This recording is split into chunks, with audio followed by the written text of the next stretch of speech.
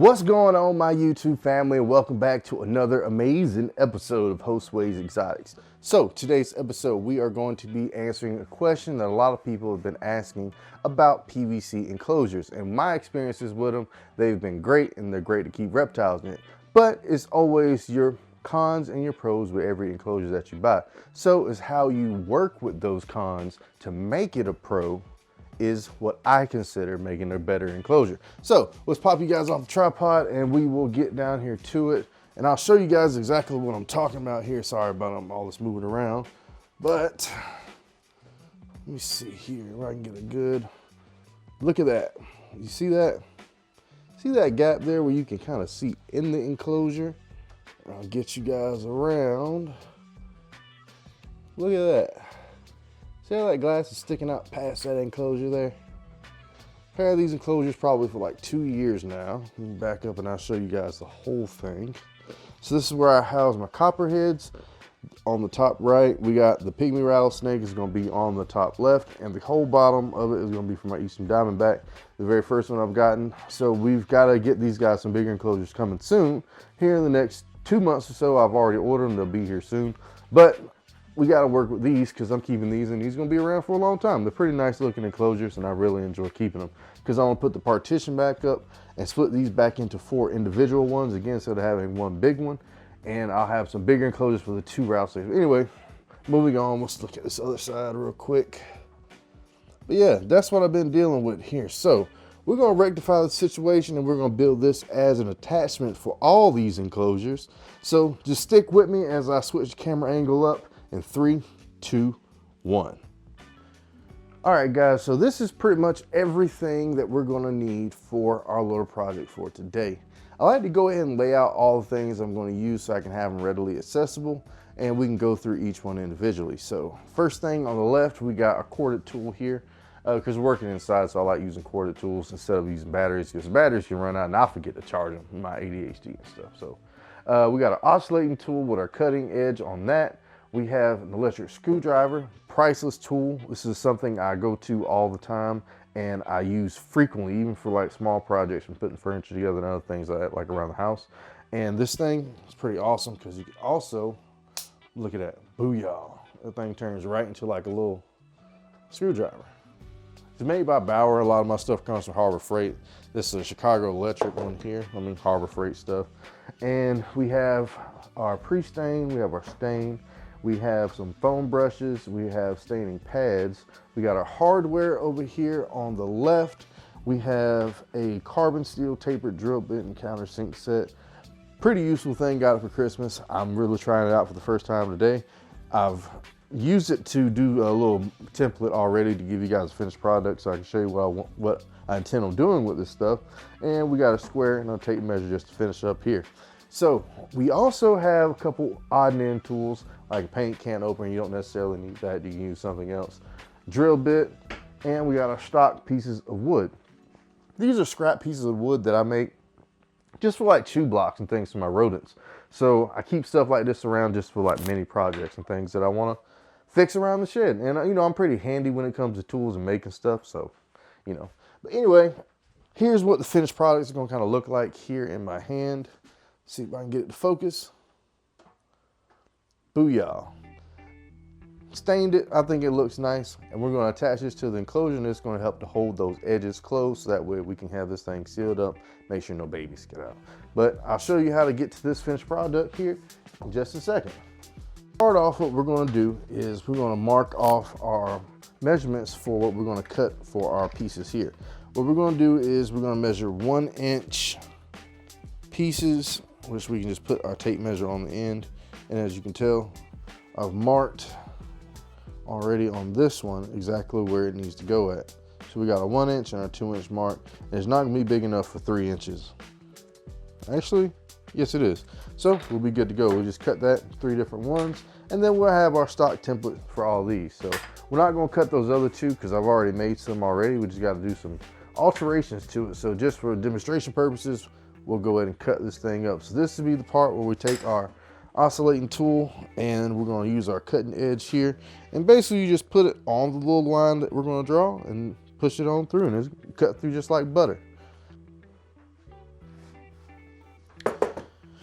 All right, so the next thing we need to do after we got our 3 smaller pieces cut out, I just need to drill a small hole. It's pretty much, with something this small, you can kind of eyeball the center, and I would say maybe I'll need to put it about 1/4 inch down and directly in the middle.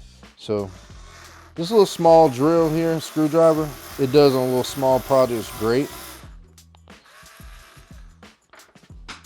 And this will help with the countersinking that we're going to do for our little endeavor. So we'll cut these little small holes real quick, and then we'll be on our way. I'm trying to look at the camera as well while we're doing this.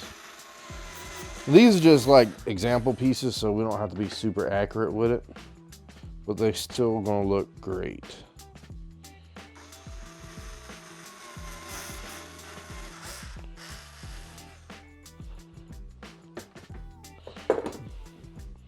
All right, cool.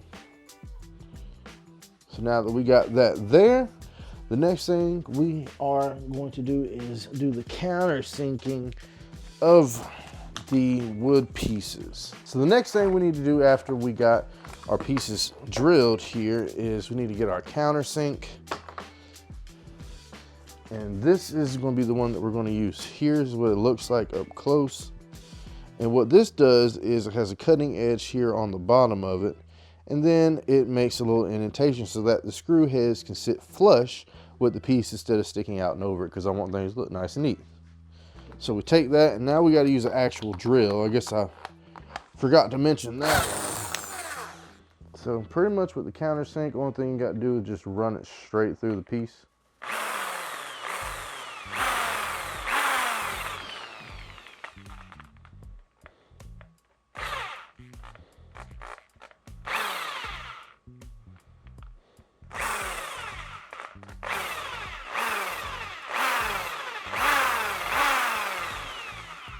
And see, here we go. Now that we got that done, we got a countersunken hole. You can see it made a little indentation. And that'd be a great, big enough size hole that we can put our screw through, and then we'll attach it to the cage after we get it stained. So now that we got all our holes and things drilled and have them countersunk like we want it, the next thing we need to do is add some of this stuff to it. So we're going to do, it's basically like a little mini project to show you guys how to do staining as well. So I like using pre-stain, especially on like wood like this, where I'm not going to be using a water-based stain. So there's a lot of difference in between stains. You got your oil-based stains, you got your water-based stains, they have gel stains and all kind of different stuff. I like keeping it basic with this because I normally just work with soft woods, and woods is easily sand, do stuff with, because the different type of wood you have also affects the color of the stain. Like you'll start getting into it and it gets kind of addicting, and in my opinion, on different all kinds of stuff you can do with stain. But the stain we're going to be using today is going to be espresso. Espresso is a pretty good color. I like it a lot. It's kind of like the same color of the table and also the roof that we got up here, and then I did the windows as well. Hope you like my Darth Vader poster up here with the samurai outfit, pretty gangster. But anyway, back to it. So the only thing we got to do is, you don't shake stain as well, you got to stir it if you must. And this is where our little stick comes in handy. So let me pull you guys up just a tad bit here so we get a better angle.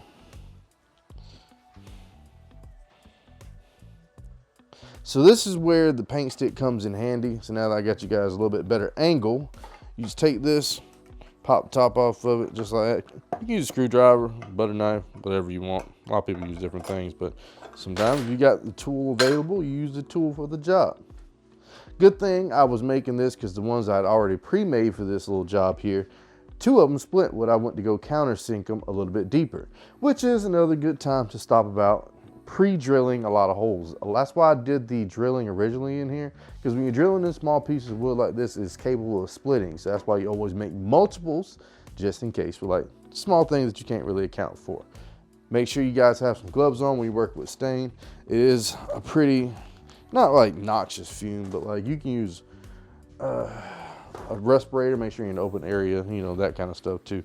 I'm just gonna use a paper towel this time around. You can use your foam brushes and stuff. I use it for different things if you want to get down deep into crevices. And then your staining pads are your general thing that you use right here, if you guys can see. But Something this small, just paper towel will probably be just fine for what we're gonna do. I've already sanded this side down, so this is pretty smooth, and that's gonna be the back side to give it a little bit of friction. So we'll take that. You always go with the grain of the wood as you're staining it. And it's gonna soak in this stuff real good. Make sure you put in the comments like what you guys think of my staining job here too. Which sometimes, you know, you may have to go over it like once or twice, but a little dab goes a long way with this stuff here. Make sure we move the can back a little bit so we're not getting little particles inside of it. Crucial thing too as well. So you can see it when it's absorbed in there good, because the wood looks a little bit darker of a color. So we'll put that one there, put that one there.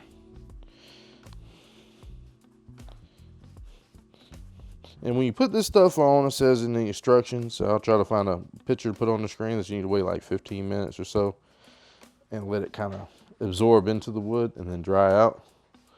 So put that back in there. And I like to use a rubber mallet to bam the lids back on, just because I have one available here in the shed, and it's pretty easy. Just tap it, because you really don't want this stuff to stay open too long, because it can also evaporate pretty fast if you leave it open. So as soon as you get done, tap that guy back closed, you can move on. I got some other colors too. I got like 2 or 3 other colors of stain that I was using. Good stuff though, especially with this Minwax. I like Minwax. There's other brands and stuff out there, but Minwax is pretty good stuff. So we got our stuff, it's all dried off, and I like to go back over it with a paper towel and make sure we get any excess and stuff off of it, and we can prepare for the staining process. Always make sure you go back and wipe off your stuff to make sure you get off any extra particles and dust and debris. I don't know if that was the same one I just grabbed or not. I wasn't paying attention. I'm looking at the camera. Oh my God, guys. Jeez Louise. All right, cool. So now we'll get ready to open up our stain, which again, we'll use our paint tool. Pop that guy open in a 3 method. Usually that gets it off, and sometimes you may have to hit it like one more spot, and it generally come off pretty easy. Now we can get our paper towel, and a little bit of stain goes a long way, guys. So watch this. And that was just a dab.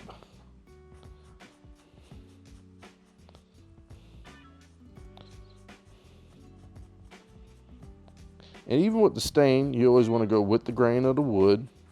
Now, with this being a little bit of older stain, I'm getting close to the bottom of the can. I got to get another can, so it's probably a little aged. This stuff don't sit up too well once it's been opened, apparently. Maybe I'm just not keeping it the right way. I don't know.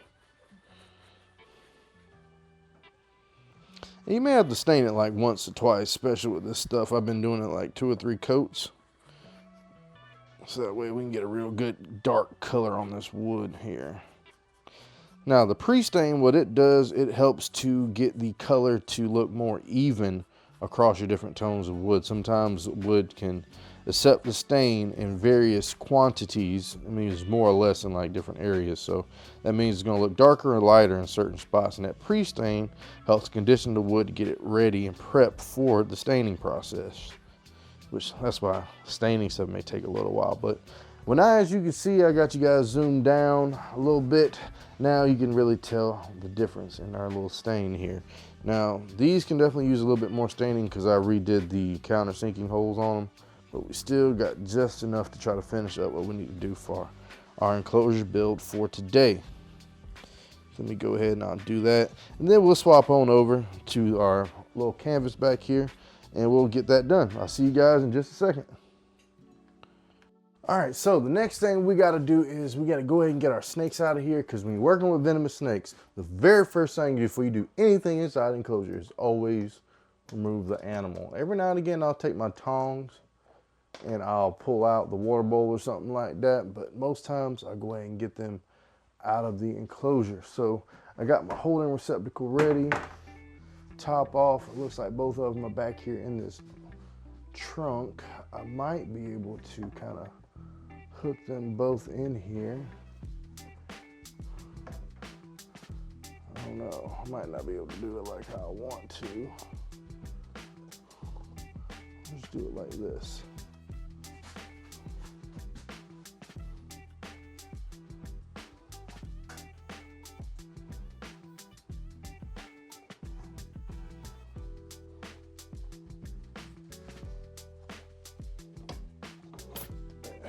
Get this snake out of here.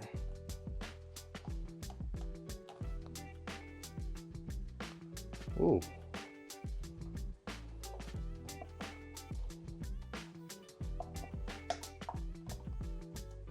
Oh God, they're doing the thing. Oh. Okay. Sorry, I didn't mean to. I didn't realize y'all was doing the do. Oh God.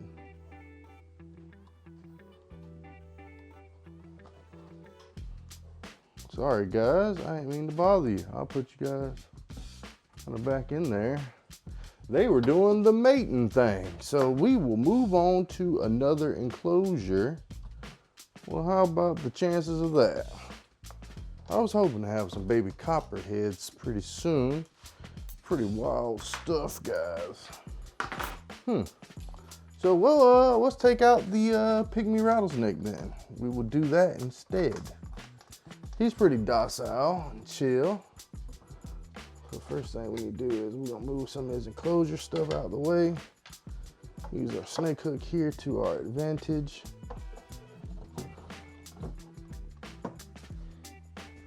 Have our bucket ready. We can catch our snake friend here. Which we're gonna have to do that side too, so. God dog.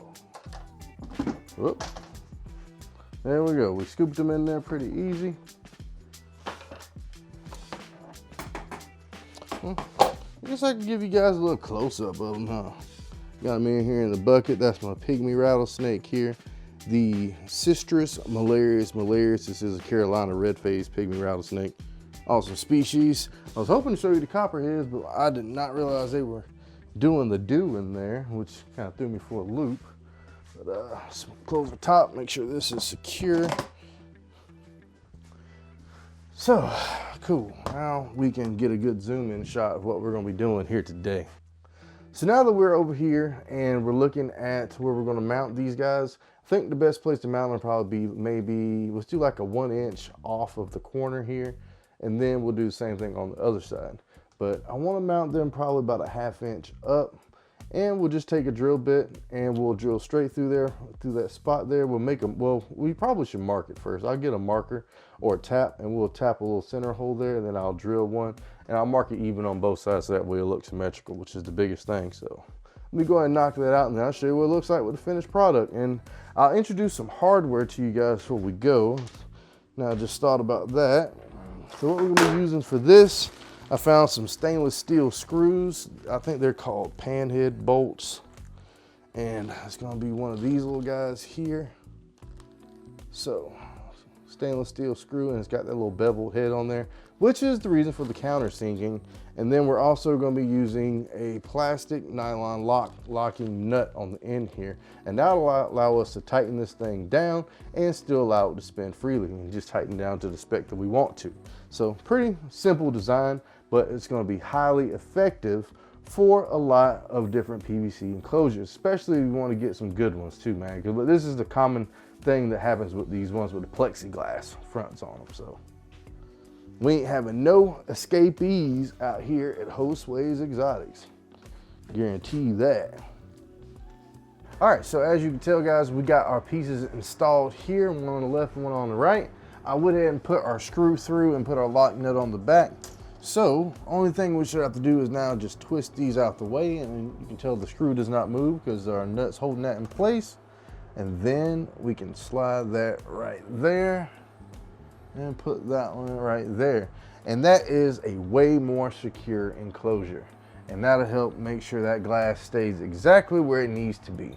And I like that a whole lot. So now we just gotta do the same thing to the rest of the enclosures and we'll be set to go. So I hope you guys enjoyed this video, and I've enjoyed making it for you guys. And I hope to see you guys on the next episode of Hosteways Exotics. And always never forget, guys, your dreams are always possible and you can make it happen if you keep on working hard and staying vigilant at it. Because I started this project from nothing and this is what we got to. It's pretty nice looking setup. I enjoy coming out here working with my reptiles and everything. So see you guys on the next one.